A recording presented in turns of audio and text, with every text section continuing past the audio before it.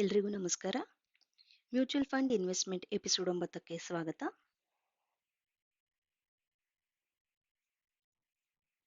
Last episode recap ನೋಡೋದಾದ್ರೆ equity schemes ಅಲ್ಲಿ ಬರೋ ಅನ್ನದ ರೀತಿ ಫಂಡ್ಸ್ ಗಳ ಬಗ್ಗೆ ತಿಳ್ಕೊಂಡ್ವಿ.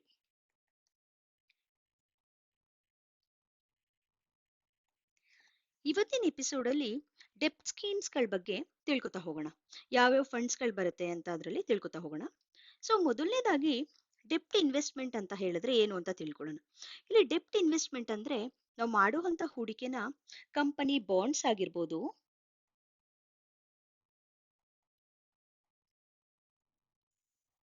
ಟ್ರೆಜರಿ ಬಿಲ್ ಆಗಿರ್ಬೋದು,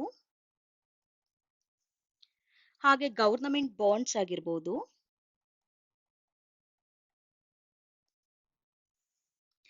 ಮನಿ ಮಾರ್ಕೆಟ್ ಆಗಿರ್ಬೋದು,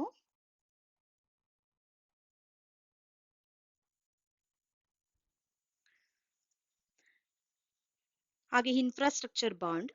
ಸೊ ಈ ತರಹದ ಫಿಕ್ಸ್ಡ್ ಇನ್ಕಮ್ ಬರುವಂತ ಇನ್ಸ್ಟ್ರೂಮೆಂಟ್ಸ್ ಗಳ ಮೇಲೆ ಇನ್ವೆಸ್ಟ್ ಮಾಡುವಂತದ್ದು. ಇನ್ನೂ ಸಿಂಪಲ್ ಆಗಿ ಹೇಳೋದಾದ್ರೆ, ಈಗ ಒಂದು ಕಂಪನಿ ಇದೆ ಅಂತ ಅನ್ಕೊಳ್ಳಿ. ಆ ಕಂಪನಿ ಗ್ರೋತ್ ಅಥವಾ ಕಂಪನಿ ಎಕ್ಸ್ಪ್ಯಾಂಡ್ ಮಾಡೋದಕ್ಕೋಸ್ಕರ ಸ್ವಲ್ಪ ಅಮೌಂಟ್ ಬೇಕಾಗಿರುತ್ತೆ. ಆಗ ಆ ಕಂಪನಿಯವರು ಯಾವುದೇ ಲೋನ್ ತಗೊಳ್ದೆ ಆ ಕಂಪನಿ ಹೆಸರಲ್ಲಿ ಗ್ಯಾರಂಟಿ ಬಾಂಡ್ ಇಶ್ಯೂ ಮಾಡ್ತಾರೆ. ಸೊ ಆ ಬಾಂಡ್ಗಳನ್ನ ನಾವು ಡೈರೆಕ್ಟ್ ಆಗಿ ಬೈ ಮಾಡದೆ ಮ್ಯೂಚುವಲ್ ಫಂಡ್ ಥ್ರೂ ಬೈ ಮಾಡ್ತೀವಿ. ಇಲ್ಲಿ ಕಂಪನಿ ಅಂತ ಹೇಳಿದ್ರೆ ಗವರ್ನಮೆಂಟ್ ಆಗಿರ್ಬೋದು, ಬ್ಯಾಂಕ್ಗಳಾಗಿರ್ಬೋದು, ಹಾಗೆ ಪ್ರೈವೇಟ್ ಅಥವಾ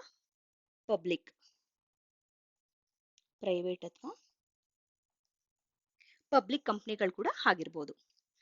ಈಗ ನಾವು ಡೆಪ್ಟ್ ಸ್ಕೀಮ್ಸ್ಗಳನ್ನ ಯಾವ್ಯಾವ ಫಂಡ್ಸ್ ಗಳು ಬರುತ್ತೆ ಅಂತ ತಿಳ್ಕೊತಾ ಹೋಗೋಣ. ಡೆಪ್ಟ್ ಸ್ಕೀಮ್ಸ್ ಅಲ್ಲಿ ಮೊದಲನೇದು ಓವರ್ ನೈಟ್ ಫಂಡ್ ಅಂತ. ಸೊ ಓವರ್ ನೈಟ್ ಫಂಡ್ ಅಂತ ಹೇಳಿದ್ರೆ ನಾವು ಮಾಡುವಂತ ಹೂಡಿಕೆ ಹಣನ ಒಂದೇ ದಿನ ಮೆಚುರಿಟಿ ಇರುವಂತ ಇನ್ಸ್ಟ್ರೂಮೆಂಟ್ಸ್ ಗಳ ಮೇಲೆ ಫಂಡ್ ಮ್ಯಾನೇಜರ್ ಹೂಡಿಕೆ ಮಾಡ್ತಾರೆ. ಸೊ ಮೆಚುರಿಟಿ ಪೀರಿಯಡ್ ಇದರಲ್ಲಿ ಒಂದ್ ದಿನ ಇರುತ್ತೆ. Next one liquid fund. ಇಲ್ಲಿ ನಾವು ಮಾಡುವಂತ ಹೂಡಿಕೆ ಹಣನ ಮನಿ ಮಾರ್ಕೆಟ್ ಆಗಿರ್ಬೋದು,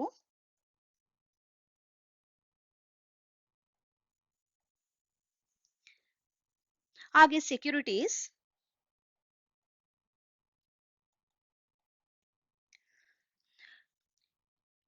ಇದು ಮ್ಯಾಕ್ಸಿಮಮ್ 3 ಮಂತ್ಸ್ ಅಂದ್ರೆ 91 ಡೇಸ್ ಮೆಚುರಿಟಿ ಇರುವಂತ ಇನ್ಸ್ಟ್ರೂಮೆಂಟ್ಸ್ ಗಳ ಮೇಲೆ ಫಂಡ್ ಮ್ಯಾನೇಜರ್ ಹೂಡಿಕೆ ಮಾಡ್ತಾರೆ.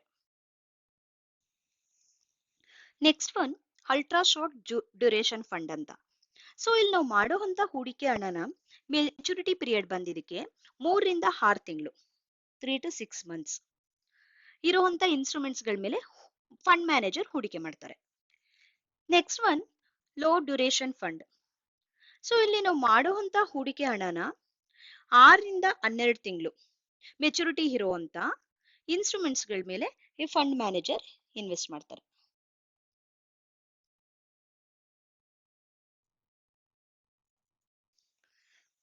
Next one money market. ಇಲ್ಲಿ ನಾವು ಮಾಡುವಂತ ಹೂಡಿಕೆ ಹಣನ up to 1 year maturity period ಇರುವಂತ ಮನಿ ಮಾರ್ಕೆಟ್ ಇನ್ಸ್ಟ್ರೂಮೆಂಟ್ಸ್ ಗಳ ಮೇಲೆ ಫಂಡ್ ಮ್ಯಾನೇಜರ್ ಇನ್ವೆಸ್ಟ್ ಮಾಡ್ತಾರೆ. ಸೊ 1 ಇಯರ್ ಅಂದ್ರೆ 12 ಮಂತ್ಸ್ ಬರುತ್ತೆ. Next one short duration fund. ಇಲ್ಲಿ ನಾವು ಮಾಡುವಂತ ಹೂಡಿಕೆ ಹಣನ ಇಲ್ಲಿ ಮೆಚುರಿಟಿ ಪೀರಿಯಡ್ 1 ರಿಂದ 3 ವರ್ಷ ಇರುವಂತ ಇನ್ಸ್ಟ್ರೂಮೆಂಟ್ಸ್ ಗಳ ಮೇಲೆ ಹೂಡಿಕೆ ಮಾಡ್ತಾರೆ. Next one medium duration fund. So ಇಲ್ಲಿ ನಾವು ಮಾಡುವಂತ ಹೂಡಿಕೆ ಹಣನ ಮೆಚುರಿಟಿ ಪೀರಿಯಡ್ 3 ರಿಂದ 4 ವರ್ಷ ಇರುವಂತ ಇನ್ಸ್ಟ್ರೂಮೆಂಟ್ಸ್ ಗಳ ಮೇಲೆ ಫಂಡ್ ಮ್ಯಾನೇಜರ್ ಇನ್ವೆಸ್ಟ್ ಮಾಡ್ತಾರೆ. Next one medium to long duration fund. So ಇಲ್ಲಿ ನಾವು ಮಾಡುವಂತ ಹೂಡಿಕೆ ಹಣನ ಮೆಚುರಿಟಿ ಪೀರಿಯಡ್ ಬಂದಿದ್ದಕ್ಕೆ 4 ರಿಂದ 7 ವರ್ಷ, ಸೊ 4 to 7 ಇಯರ್ಸ್ ಇರುವಂತ ಇನ್ಸ್ಟ್ರೂಮೆಂಟ್ಸ್ ಗಳ ಮೇಲೆ ಫಂಡ್ ಮ್ಯಾನೇಜರ್ ಇನ್ವೆಸ್ಟ್ ಮಾಡ್ತಾರೆ. Next one long duration fund. So ಇಲ್ಲಿ ನಾವು ಮಾಡುವಂತ ಹೂಡಿಕೆ ಹಣನ ಇದಕ್ಕೆ ಮೆಚುರಿಟಿ ಪೀರಿಯಡ್ ಬಂದು 7 ವರ್ಷಕ್ಕಿಂತ ಜಾಸ್ತಿ, above 7 years. So above 7 years ಇರುವಂತ ಇನ್ಸ್ಟ್ರೂಮೆಂಟ್ಸ್ ಗಳ ಮೇಲೆ ಫಂಡ್ ಮ್ಯಾನೇಜರ್ ಇನ್ವೆಸ್ಟ್ ಮಾಡ್ತಾರೆ. Next one dynamic bond. ಇಲ್ಲಿ ನಾವು ಮಾಡುವಂತ ಹೂಡಿಕೆ ಹಣನ ಡೆಪ್ಟ್ ಇನ್ಸ್ಟ್ರೂಮೆಂಟ್ಸ್ ಈ ಮೆಚುರಿಟಿ ಪೀರಿಯಡ್ ಬಂದಿದ್ದಕ್ಕೆ ಯಾವುದೇ ರೀತಿ ಕನ್ಸಿಡರ್ ಮಾಡಲ್ಲ. So maturity period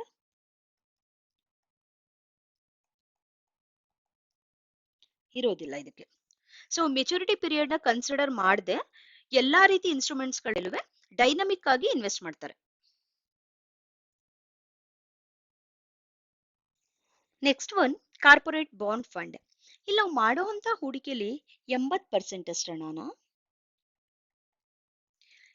A plus A plus ಮತ್ತೆ ಅದಕ್ಕಿಂತ ಹೆಚ್ಚು ರೇಟಿಂಗ್ ಇರುವಂತ ಕಾರ್ಪೊರೇಟ್ ಬಾಂಡ್ಸ್ ಗಳ ಮೇಲೆ ಇನ್ವೆಸ್ಟ್ ಮಾಡ್ತಾರೆ. Next one credit risk fund.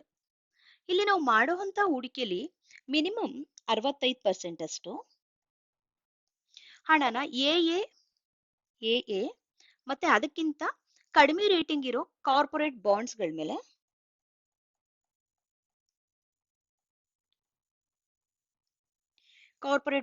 ಮೇಲೆ ಫಂಡ್ ಮ್ಯಾನೇಜರ್ ಇನ್ವೆಸ್ಟ್ ಮಾಡ್ತಾರೆ. ನೆನ್ಪಿರ್ಬೇಕು, ಈ ತರ ಬಿಲೋ ರೇಟಿಂಗ್ ಇರೋ ಕಾರ್ಪೊರೇಟ್ ಬಾಂಡ್ಸ್ ಗಳನ್ನ ಬೈ ಮಾಡೋದು ಕ್ರೆಡಿಟ್ ರಿಸ್ಕ್ ಆಗೋ ಸಾಧ್ಯತೆ ಜಾಸ್ತಿ ಇರುತ್ತೆ. Next one banking and PSU fund ಅಂತ.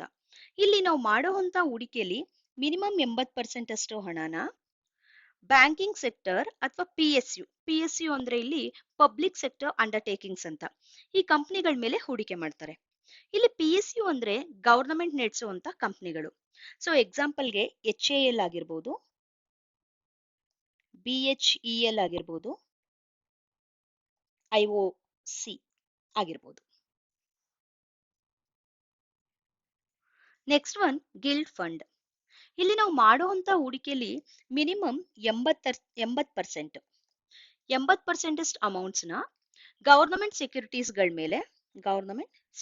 ಗಳ ಮೇಲೆ ಮೆಚುರಿಟಿ ಡ್ಯೂರೇಷನ್ ನೋಡ್ದೇನೆ ಇನ್ವೆಸ್ಟ್ ಮಾಡುವಂಥದ್ದು. ಇಲ್ಲಿ ಮೆಚುರಿಟಿ ಪೀರಿಯಡ್ ನೋಡೋದಿಲ್ಲ ಅವರು. Next one guild fund with 10 years constant duration ಅಂತ ಹೇಳ್ತಾರೆ. ಇಲ್ಲಿ ನಾವು ಮಾಡುವಂತ ಹೂಡಿಕೆಯಲ್ಲಿ ಮಿನಿಮಮ್ 80% ಅಷ್ಟು ಹಣನ 10 ವರ್ಷ ಮೆಚುರಿಟಿ ಪೀರಿಯಡ್ ಇರೋ ಅಂತ ಗವರ್ನಮೆಂಟ್ ಸೆಕ್ಯೂರಿಟೀಸ್ ಗಳ ಮೇಲೆ ಹೂಡಿಕೆ ಮಾಡ್ತಾರೆ. 10 years.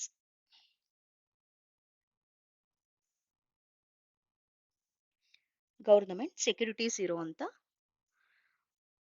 ಬಾಂಡ್ಗಳ ಮೇಲೆ ಹೂಡಿಕೆ ಮಾಡ್ತಾರೆ. Next one float of fund.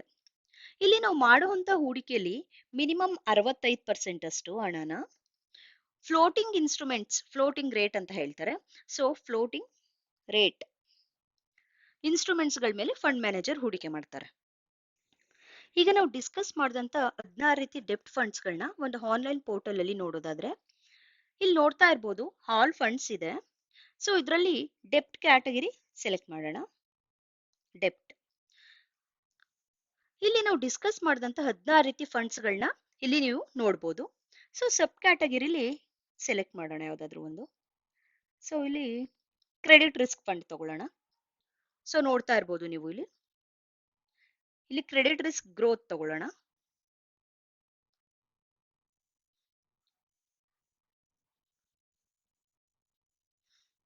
ನೋಡ್ತಾ ಇರ್ಬೋದು ನೀವು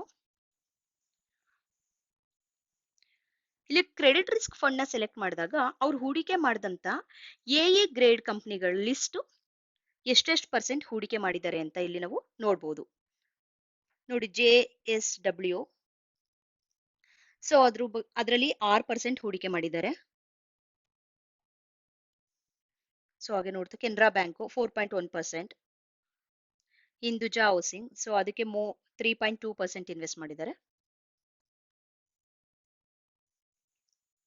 ನೋಡಿದ್ರಲ್ಲ ವೀಕ್ಷಕರೇ, ಡೆಪ್ಟ್ ಸ್ಕೀಮ್ ಅಲ್ಲಿ ಬರೋ 16 ರೀತಿ ಫಂಡ್ಸ್ ಗಳಿದ್ದು, ಸೊ ನಮ್ಮ ಹಣಕಾಸಿನ ಗುರಿಗೆ ತಕ್ಕ ಹಾಗೆ ಫಂಡ್ ಸೆಲೆಕ್ಟ್ ಮಾಡಿ ಹೂಡಿಕೆ ಮಾಡಬೇಕು ನಾವು. ಹೋಪ್ ಈ ಡೆಪ್ಟ್ ಸ್ಕೀಮ್ ಅಲ್ಲಿ ಬರೋ ಫಂಡ್ಸ್ ಗಳ ಬಗ್ಗೆ ಅರ್ಥ ಆಗಿದೆ ಅಂತ ಅನ್ಕೊಂಡಿದೀವಿ. ಮ್ಯೂಚುವಲ್ ಫಂಡ್ ಹೂಡಿಕೆ ಕುರಿತಾದ ಎಲ್ಲಾ ಎಪಿಸೋಡ್ಸ್ ಗಳನ್ನೂ ಪ್ಲೇ ಲಿಸ್ಟ್ ಅಲ್ಲಿ ಇದೆ, ಒಂದ್ಸಲ ನೀವು ಚೆಕ್ ಮಾಡಿ. ಹಾಗೆ ನಮ್ಮ ಚಾನೆಲ್ ನ ಸಬ್ಸ್ಕ್ರೈಬ್ ಮಾಡಿ, ನಿಮ್ ಫ್ಯಾಮಿಲಿ ಫ್ರೆಂಡ್ಸ್ಗೆ ಶೇರ್ ಮಾಡಿ. Thank you.